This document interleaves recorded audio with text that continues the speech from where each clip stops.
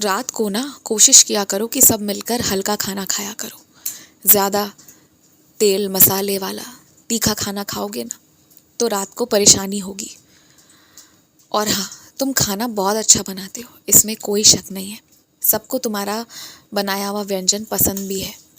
लेकिन हाँ, तुम्हें इस बात का भी ध्यान रखना होगा कि उसी एक घर पर सबके मसाले का अलग अलग स्वाद है। कोई ज़्यादा खाना चाहता है, कोई कम। तो तुम्हें ना मध्यम रास्ता, बीच का रास्ता निकाल कर चलना होगा। सिर्फ इतना स्मरण रखना, क्योंकि जब रोज़ रोज़ में बनाओगे ना तो फिर वो एक तरफा नहीं हो सकता। कुछ ऐसे लोग हैं तुम्हारे आसपास जो कभी अस्पताल के नाम पर, तो कभी दवाई के नाम पर, तो कभी किसी सामान के नाम पर तुमसे पैसे लेकर जाते हैं। क्या वो उसी में खर्च करते हैं ये तो तुम्हें नहीं पता ना। इसलिए अब से एक काम करना शुरू करो, उनके हाथ में पैसे देना बंद करो, या तो उनके घर वालों से बात करो उनके पीठ पीछे, तो तुम्हें सत्यता का ज्ञान हो जाएगा। और मैं तो यही कहता हूँ कि ज़रूरत से ज़्यादा इन चीज़ों का चक्कर मत लगाओ।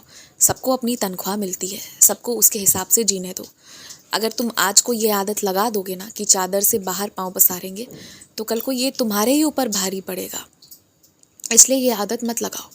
और अगर तुम्हें सच में कोई सेवा करना है ना तो उन्हें कच्चा सामान ला कर दो, अपनी तरफ से ला कर दो। अब जब वो कच्चा सामान ला कर दोगे, वो भी उनको मत दो, उनके परिवार वालों को बुलाकर, उनके बच्चों को बुलाकर, सबको हाथ पे दो। जब इस तरह से करोगे ना तो वो चाहकर भी उन सामग्री को बेचकर वापस से पैसे नहीं इकट्ठे करेंगे, क्योंकि कुछ लोगों की आदतें बहुत गंदी है। वो पैसे लेते हैं और उसका नशा करते हैं, तुम्हारी भावनाओं के साथ खिलवाड़ करते हैं, अपने परिवार वालों के साथ भी खिलवाड़ करते हैं। इसे रोक सकते हो तुम, और तुम रोकोगे ना तो वो एक उफ तक नहीं कर पाएंगे, क्योंकि तुम उनसे कहीं ऊपर बेहतर स्थिति पर हो। तुम्हारी जो धन दौलत है ना वो बहुत मेहनत का है, चाहे आज तुम्हारे पास अथाह है फिर भी बहुत मेहनत का है। और इस पर किसी का हक नहीं कि वो इसका उपहास करे, नशा ये सब करके। ये मुझे बर्दाश्त नहीं होगा। जो जो परिवार वाले तुम्हें बुलाने में हिचकिचा रहे हैं, तुम्हें आमंत्रित नहीं करना चाह रहे हैं किसी और को प्रसन्न करने के लिए, तो इसका मतलब ये नहीं है कि तुम्हें उनसे बदला लेना है। इसी तरह करके तुम्हें बदला लेने के लिए उनकी तरह गिर कर ये सब कुछ करने की ज़रूरत नहीं है। समय सब कुछ सिखा देगा। उनका बुरा व्यवहार उनके पश्चाताप का कारण बनेगा, तुम्हारा अच्छा व्यवहार तुम्हारे गर्व का कारण बनेगा।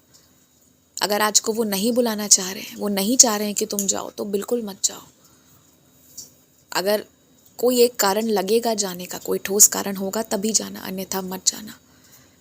इज्जत को दांव पे लगाकर कोई काम मत करो। लेकिन हाँ, दिल पर बात मत रखो। परिवार की बात है, आई गई बात है, भूल जाओ। खुश रहो।